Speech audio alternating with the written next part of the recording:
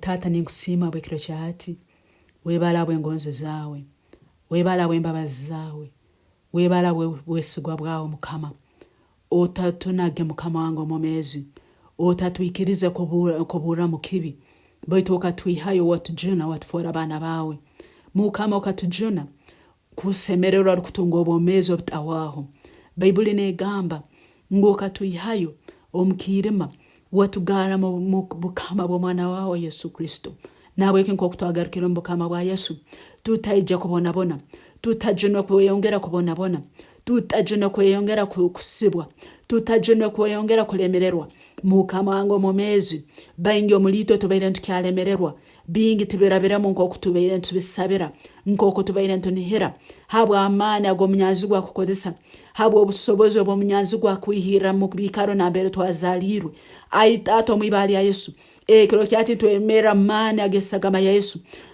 Ntukura buli mitoma yona. Emiti yemitoma omubika byoweitu. Nambere batire byoto by'omunyanzi gwa Sitani. Nambere bayotire barubali. Nambere bayoterira abachwezi. Nambere bayoterira amaani ag'omunyanzi gwa. Kiro kyati emitoma egintu gikurayo. Ntusindika omuliro gwa Ruhanga. Ntusindika enkuba ya Ruhanga. Ntusindika omusisa gwa Ruhanga. Gukule emitoma Mwibara ya Yesu. Kwata omureshe kandi ewerekera Mwibara ya Yesu. Emitoma nebyoto byona ebyahembirwe Sitani omukayo weitu omukazo weitu kiro kyati ntubimara mu amaani habwa amaani ag'omuliro gwa Ruhanga Mwibara ya Yesu. Leko omuliro gwawo Mukama goche ebyoto by'abachwezi, goche ebyoto ebya rubali, goche ebyoto ebyokuraguza, goche ebyoto byona ebyahembirwe mu maka go weitu, ebyahembirwe bayisenkuru itwe, ebyahembirwe abanyabuzale baitu Mwibara ya Yesu. Leke ekiniga kya Ruhanga kyakire ebyoto ebyo Mwibara ya Yesu. Kura buli kiyoto kyona. Kura buli muti gwona ogubali mbaramizaho rubale. Kura yo Mukama wange omumezi. Kintu kyona ekyazikirwe nukwebaramye Sitani. Ayi Mukama kiro kyati ntumara mu amaani ebintu byona ebibere mbitulemesa, ebibere mbiremesa sente zaitu, ebibere mbiremesa obuswere bwaitu, ebibere mbiremesa amaka gaitu, ebibere mbiremesa kusoma kwaitu, ebibere mbiremesa business zaitu, ebibere mbiremesa kusaba kwaitu.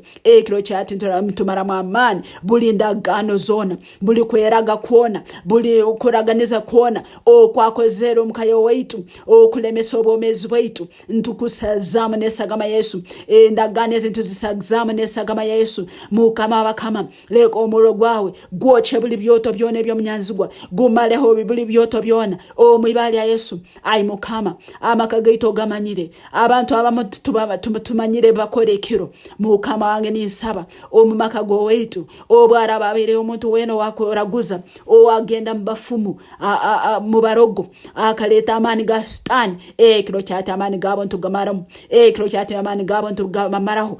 Kiro kyati amani gabo ntugabajura Mwibara ya Yesu. Mukama bakama bajula amani ago, bajula amani ago, bajula amani ago Mwibara ya Yesu. Bona babire mbesige bya Sitani leka barolo kuswara, leka barolo kuhemuka Mwibara ya Yesu Kristo. Ntusiba orwigiro amakago weitu hali amani ag'omunyanzigwa Mwibara ya Yesu. Enyigeze kazo weitu ntuzisibira amani ag'omunyanzigwa Mwibara ya Yesu. Enyigeze kazo weitu ntuzisiba nesagama Yesu. Omunyanzigwa tiyagaruke kutahamu, omunyanzigwa tiyagaruke kutahamu. Enyigeze kayo weitu ntuzisiba nesagama Yesu. Omunyanzigwa tiyagaruke kutahamu Mwibara ya Yesu. Byone bebere mbikirizo omunyanzigwa kutunga obugabe kuleta oburwaire, kuleta kulemererwa, kuleta okufa abantu batakayikire omumaka go weitu. Kiro kyate endagano ezintu zimaraho, endagano ezibere nzikirizo omunyanzigwa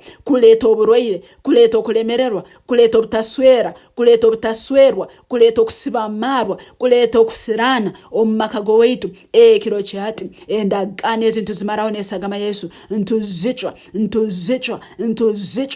Mwibara ya Yesu. Ntuzicwa ntuzimaraho omwibara lya Yesu endagano zone zakozera obwijukuraine bwaitu abayisenkuru itu kuikiriza sitani kulema mukayo waitu kiro kyate endagano ezintu zitera hansi nesagama Yesu ntuzicho kandi ntuzimaraho nesagama Yesu mukama ntukusima abokubohera Ruhanga nyakutoha obugabe kandi kiro kyate obugabe bwawo mbwija makago waitu omwibara lya Yesu ntukinguraho enyigi ezobomezo obwingi ntukinguraho enyigi ezobomezo bw'emyaka enyingi ntukinguraho enyigi ezokukurakurana ntukinguraho enyigi ezokuzara ntukinguraho enyigi ezokuswerwa nokuswera ntukinguraho enyigi ezokubaba obugabe ntukinguraho enyigi ezokutunga emirimo emirungi ezokutunga business enungi ezirakurakurana kandi zikombeka obukama bwa Ruhanga webala Yesu habo kubolesera obugabe webala mukama habo kubotufoira obugabe kandi Bible negamba ngwaba abafora obugabe baba obugabe mali